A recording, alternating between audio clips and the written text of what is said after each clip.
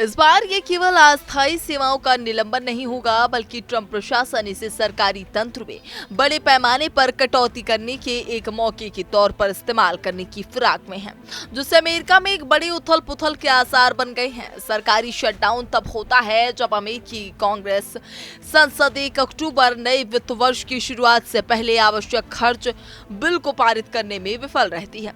इस बार राजनीतिक गतिरोध से परे व्हाइट हाउस की नीतियों ने खतरे को गंभीर बना दिया है। पिछले शटडाउन में प्रभावित कर्मचारियों को अस्थायी छुट्टी पर भेजा जाता था और बाद में उन्हें बकाया वेतन मिल जाता था, लेकिन इस बार व्हाइट हाउस के office of management and budget ने संघीय एजेंसियों को स्पष्ट निर्देश दिया है कि वो शटडाउन की स्थिति में बड़े पैमाने पर कर्मचारी कटौती यानी कि रिडक्शन इन फोर्स RIF की योजना बनाएं।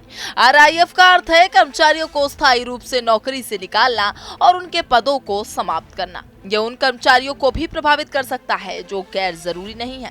OMB मेमो में यह भी कहा गया है कि एजेंसियां उन कार्यक्रमों, परियोजनाओं और गतिविधियों को बंद कर सकती हैं जो राष्ट्रपति की प्राथमिकताओं के अनुरूप नहीं है, जिनके लिए वार्षिक बजट में फंडिंग समाप्त हो रही है।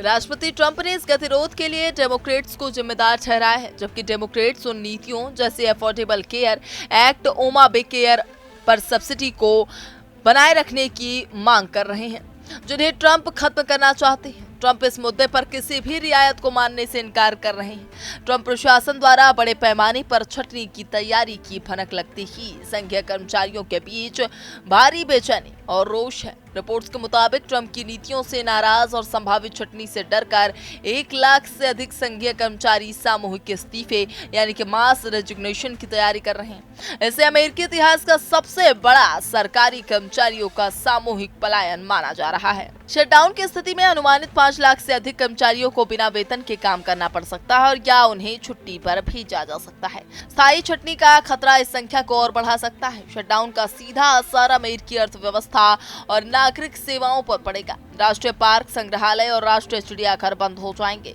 कई सरकारी सहायता योजनाएं और फूड इंस्पेक्शन भी रुक जाएंगे। सामाजिक सुरक्षा भुगतान यानी सोसाइटी सिक्योरिटी जैसे अनिवार्य भुगतान जारी रह सकते हैं, लेकिन ग्राहक सेवा प्रभावित होगी। कोर्ट में कुछ मामलों की सुनवाई रुक सकती है और आव्रजन शरणार्थी मामलों की प्रोसेसिंग धीमी हो जाएगी। कानून व्यवस्था, FBI, DEA, सीमा गश्ती, बॉर्डर पेट्रोल, वायु यातायात नियंत्रण और सेना के सक्रिय ड्यूटी कर्मियों को बिना वेतन के काम करना जारी रखना होगा। इस बार का शटडाउन ट्रंप प्रशासन द्वारा सरकारी तंत्र में व्यापक और स्थायी बदलाव लाने की रणनीति के रूप में देखा जा रहा है, जिससे अमेरिका में राजनीतिक और आर्थिक उथल-पुथल निश्चित है। अमेरिका एक बार फिर गंभीर राजनीतिक संकट की ओर बढ़ रहा है। राष्ट्रपति डोनाल्ड ट्रंप और डेमोक्रेट्स के बीच खर्च बिल पर टकराव ने हालात को इस स्तर पर पहुंचा दिया है कि सरकारी शटडाउन लगभग तय माना जा रहा है। पिछली बार जहां शटडाउन अस्थायी था, वहीं इस बार स्थायी छटनी और सेवाओं में व्यापक कटौती की आशंका जताई जा रही है। वहीं विशेषज्ञों का कहना है